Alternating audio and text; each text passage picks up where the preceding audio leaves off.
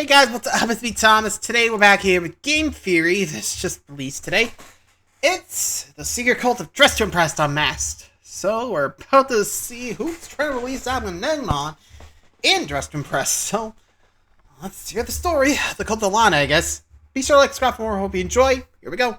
Dress to Impress is officially a horror game. That's right, the Roblox Runway Simulator has released a Halloween-inspired update, and with it are a bunch of new levels that turn the cutesy dressing rooms into haunted houses and hospitals filled with monsters. But wherever there's horror, you know that Game Theory isn't far behind, because that can only mean one thing. Lore.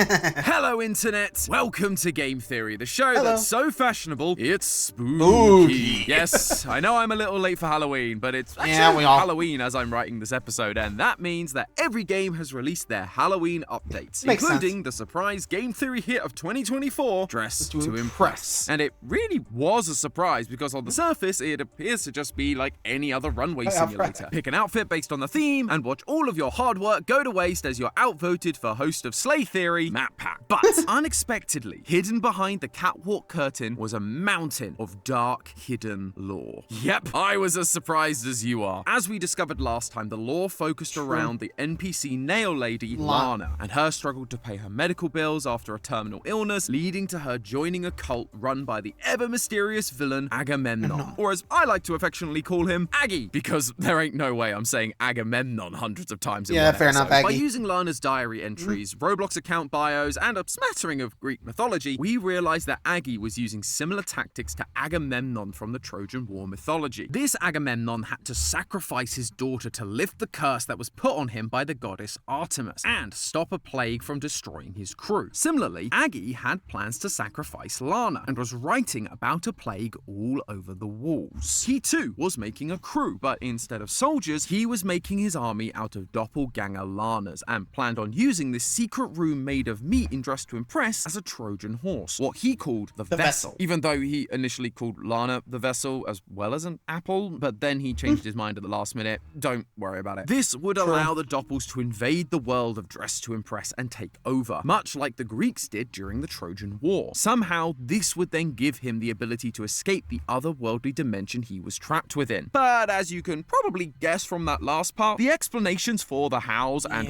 whys of it all were unclear at best. It didn't help that every other time we heard from Lana, it was later revealed it was actually one of the doppelgangers and that we couldn't trust her. But we could totally trust the one we were speaking to right now. Thankfully, this is where the Halloween update comes in. And it's more than just a couple of new outfits to help you claw back the victory. It is here to clear up everything. Who is the real Lana? What is Aggie's plan? And what does the future hold for Dress to Impress? Which means it's time for us theorists to strut our stuff and reveal to everyone the dark lore of this Halloween update. Although, before I can get into all of the new stuff, I actually need to talk about the stuff that was happening before this update came out. Like I said in our last theory, this ARG has been updating constantly. Before, after, even during our last theory. So, what's been going on while I've been busy talking about FNAF, Poppy, and that Shadow is 100% a genie? Well, more than I was expecting. Lana, or as we learned last time, the Lana doppelganger that sat at the nail salon desk in Dress to Impress, is gone. The salon is surrounded by moving boxes, and there's an ad left on the desk hiring a new nail technician. Lana has just been taken out of the picture, and while people were looking for the answers as to why, our good friend Aggie Digimon cleared the air in a live stream event where he said that he quote-unquote eliminated the doppelganger sitting at Lana's desk. He then moved on to give us the real news, which is that Lana isn't feeling well right now, and so someone needs to replace her. And that person is a new character called Lena Does Nails. Can you imagine what the writers' meeting must have been like when they came up with that? Okay guys, we need a character to replace Lana in this new part of the lore. She's gonna be just like Lana in every way, but slightly different. We have a design, we just need a name. Anyone got any ideas? I got it. Whoop. It's perfect. I'm giving you 5 stars. Maybe I can also get a raise? Sorry, no time. Need to figure out what fashion is considered gyat. Anyway, Lena's Roblox account bio tells us exactly what she's all about. I've always wanted to work for them, yet she was in my way. Lena wants to be on the side of Aggie's cult, but also would have the motivation to remove Lana from the picture. And it looks like she succeeded, now running the salon in her stead, though her methods are a little more drastic than just taking her old job. Next to the nail salon is a secret room. Walk through it and you find Lana trapped inside a cage. She wasn't sick, she was being removed. Next to her cage is an entry from her diary, and it tells us all previous entries are deceptions. If I had a Robux for every time they told us not to trust the previous diary entries, I'd probably have enough to buy one of the new outfits. Repetitive tropes aside, Lana does tell us exactly who is responsible for the constant inconsistent messaging, leaving a Roblox ID that takes you to the page of Lena Does Nails. All of these entries from the very beginning have been Lena deceiving us, trying to get rid of Lana. Which leads us to the Halloween update. Going in, I was expecting more of the same. Ciphers, Roblox IDs, and secret Roblox levels that would leave clues behind for us to piece together. But boy, was I wrong. This update is way less of an ARG and more of a, well,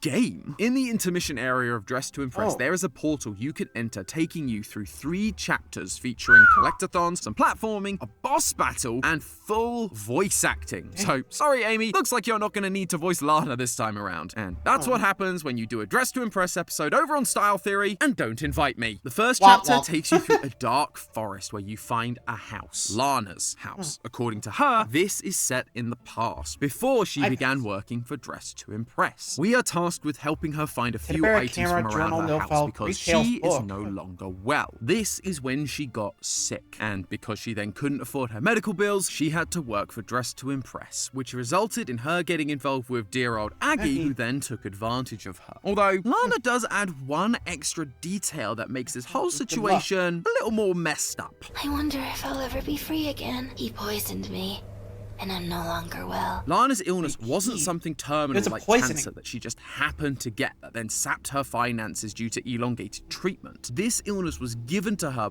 by someone, likely in order to force her into hospital and cause her finances to be drained in order that she could be manipulated. And there's only one male character that we've met that matches that description. So, who's been messing up everything? It was Aggie Boy all along. He poisoned Lana and set everything else we've learned about into motion. We learn more about this in chapter 2. Now we're collecting items in the hospital where Lana was treated. And in one of the rooms is our best lore buddy in the series, Lana's diary. In the first entry, Lana says how she can still feel them crawling inside her stomach, and she can never eat or even look at another apple again. And with that, we finally have an answer for why Lana keeps being called an apple. Lana has been consistently referred to as an apple throughout the previous chapters. There was the portrait of her in the gallery with that label, and in the Plague Roblox group, the one run by my dear sweet Aggie, she is given the member tag of Apple. When I brought up this Apple nickname previously, I briefly mentioned that it might be connected to the forbidden apple of Adam and Eve in the Bible. Sadly, I dismissed it because it didn't seem to align with the Greek mythology we've been talking about up to that point, but clearly I should have trusted my gut, as that story maps onto this Halloween update pretty darn well. Adam and Eve are instructed by God to eat any fruit from any tree in the Garden of Eden, except from the tree of the knowledge of good and evil. The devil then tempts Eve to eat it and says, "For God knows that when you eat from it, your eyes will be opened and you will be like God." But when they did eat it, God then cursed them. And that curse included the interesting stipulation of painful childbearing. This is the same story that's unfolding in Dress to Impress. Lana was given an apple by Aggie. Maybe he was promising her something like the ability to be like God, like we saw with Eve. But just like the devil tricked Eve and then she was cursed to die, Lana ate the apple and it was then that she was poisoned. The apple was carrying something that is now living and growing inside her, causing her pain. She is the vessel for the apple, or whatever parasite was inside of it. Lana does eventually get cured of whatever this thing is, but it left her financially bankrupt and susceptible to Aggie Poo's control, leading to everything we spoke about in our first theory. But why Aggie needed to set all of this in motion is still a bit of a mystery. By manipulating Lana like this, he was able to get her to sacrifice people to help create his perfect form. And it seemed seemed like he was maybe trying to escape from his fortress prison. But why he was there in the first place, why he needed a perfect form, why Lana was considered perfect, still lacked any kind of explanation. That was until the final chapter of this new update. last one. We Okay. do a bit of old school platforming and come face to face with Lena, who still has Lana in a cage. Lena then calls on Aggie's powers to become a demon, and you start the boss fight. But during her transformation, a part of a song plays in the background. And let me tell you, this thing slaps. It has been in my head ever since I started writing this theory, which turned out to be a good thing because this song isn't just leaving small breadcrumbs for us to follow, it's giving us the whole dang loaf on a silver platter. The chorus reveals Aggie's goal from the start has been to obtain one thing.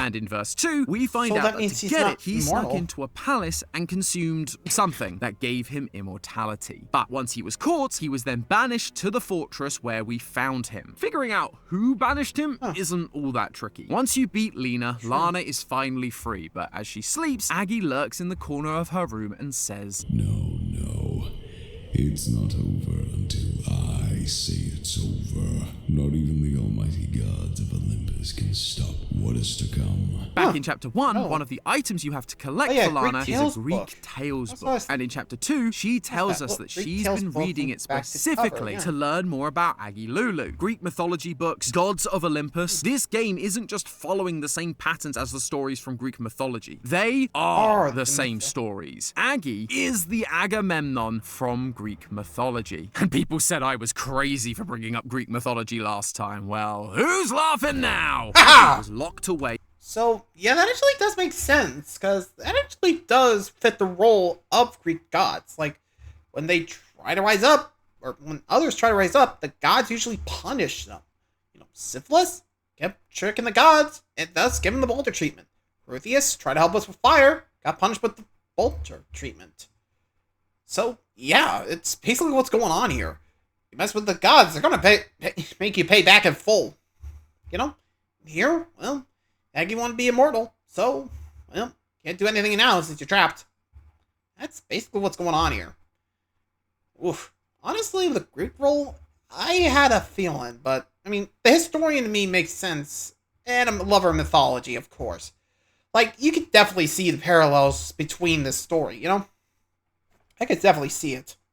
By the gods of Olympus. Specifically, he seems to have it out for one particular goddess. The song opens with the line, "Let me tell you a story of betrayal between two people unalike. There was a goddess who was immortal against the jealousy of a warrior." We know that Agamemnon was a warrior king that was going into battle against the Trojans, so which Greek goddess is this referring to? In our last theory, we talked about how Agamemnon needed to sacrifice his own daughter to the goddess Artemis so that he could sail across the sea towards Troy. This could make sense as the goddess in the song. Maybe he was jealous of her ability to control people's lives, but it didn't feel like a super strong connection. So I kept digging, and once I beat the final chapter, I unlocked this. A Grecian-style tunic, a bird, and a shield. But this isn't just any regular shield, loyal theorists. This shield is called an Aegis, a shield bearing the face of a Gorgon like Medusa, the monster with snakes for hair that can turn people into stone. The Aegis has only really been used by two gods in Greek mythology, Zeus, the king of the gods, and the goddess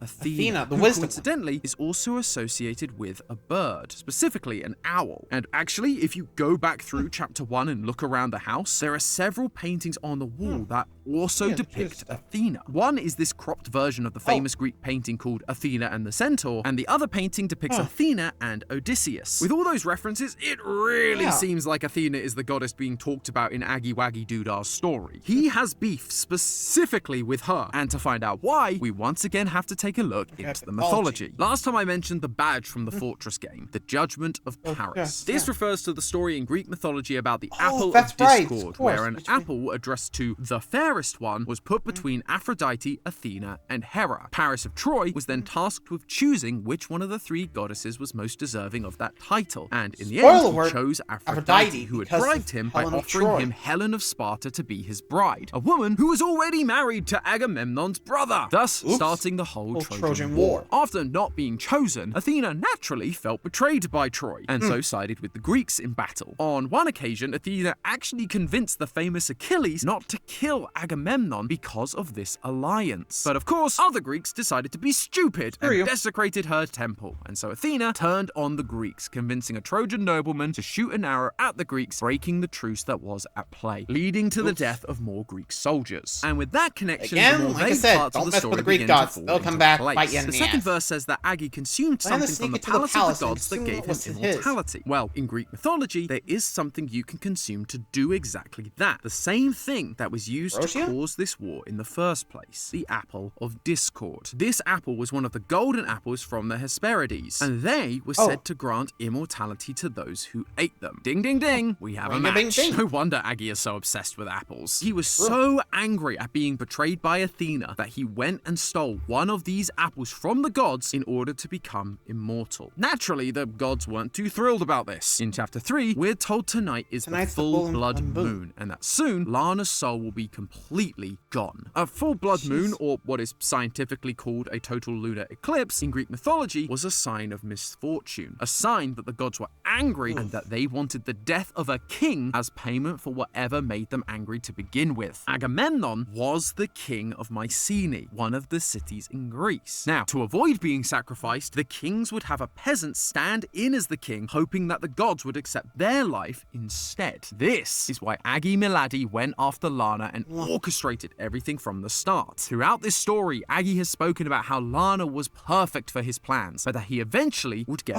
rid of her. She was the perfect sacrifice. The blood moon was upon them. The gods were angry, and as the song says, He would be banished, stay immortal, if only he sacrificed his many souls. So, in the place of the king who'd actually done the evil deed by stealing the apple, Lana can be sacrificed, and Agi would avoid his fate. He then made a bunch of other copies, just in case one wasn't enough, all to maintain his precious immortality. But something was still bothering me. Why was he so concerned with keeping his immortality? Come to think of it, why was eating an apple that gave him immortality the solution to the whole I was betrayed motivation? It felt like there was just one more piece to this puzzle. As I was listening to this song again, like a lightning bolt from Zeus, it hit me. We have this new line from the song, and it goes like this. His life was doomed right from the start. He wanted more than what he got. His life was doomed right from the start. As in, his entire life was cursed before he did anything, before he'd stolen the apple. And surprise, surprise, there's one more Greek story that fits this bill. Loyal theorists, let me tell you about the curse of the house of Atreus. This curse was a pretty big deal, as it wasn't just a single curse, but many curses that built up over the course of generations. First, Agi's great-grandfather tried to feed his son to the gods to test them, and so Zeus punished him by sending him to the underworld, the world of the dead, where he would stand in a pool of water that would evaporate any time he bent down to drink from it. Then, Agi's grandfather is cursed by a man who he throws off a cliff. Now, you might think that's justifiable to curse a man who's literally trying to kill you, but what you don't know is that this man was trying to do the old devil's tango with Agi's grandfather's wife. Now, I'm not saying murder is ever okay, but as a married man, I can kind of see where he's coming from. Finally, Agi's father, Atreus, ends up being killed by his brother's son that he had with his daughter wife. Yeah, Greek mythology gets weird sometimes. Even the real Agamemnon was cursed for not giving someone the armor of Achilles, and then he was later killed by his own wife after winning the Trojan War. And it all started with Zeus cursing his family. And since then, death and betrayal was just an inevitability for him. I suppose you could say his life was doomed right from the start. The gods have caused him nothing but pain and suffering. Right from the start of his life, he was cursed by Zeus. Then Aphrodite offering his brother's wife to Paris started the Trojan War, where he was then forced to sacrifice his daughter to Artemis. Every time the gods appeared, they betrayed him, and it inevitably ended in death. And so, when Athena turned against him in the Trojan War, that was the last straw. Agi 2 Electric Boogaloo has been put through the ringer by these deities, and he is sick of it. He stole one of the golden apples of Hesperides and became a god himself. Now, he will be able to take his revenge on the ones that ruined his life. he is a tragic villain. He was pushed to this point by beings who abuse their power, and really, we should be rooting for him. I don't know if At least you've from read his up as point of much on view. your Greek mythology as Us? I have I at don't this point, but the gods, yeah, they kinda suck. They're sleeping with people's wives, killing their animals, own too. kids, sending people into murderous rages. They didn't care who or what they destroyed, so long as it amused them or satisfied their egos. So while Lana much. may be an innocent person in all of this, and so it feels unfair for her to die for the sake of this revenge plot by Aggie, without that immortality, he has no chance against these selfish and destructive gods. In the immortal words of Spock, The needs of the many outweigh the needs of the few, or the one. you know, unless they release another update where we're told once again that everything wasn't real, but it really feels like they're Let's sticking hope to their it's guns not. this time. Oh, come on! Oh, But hey, that's Come just on. a theory. A game theory! Thanks for watching. And if you want more Dress to yep, that sounds about right. Are they for real sometimes? You gotta think. I guess we'll never know the full story of this freaky deaky cult. Let me know what you guys think. Until next time, see ya.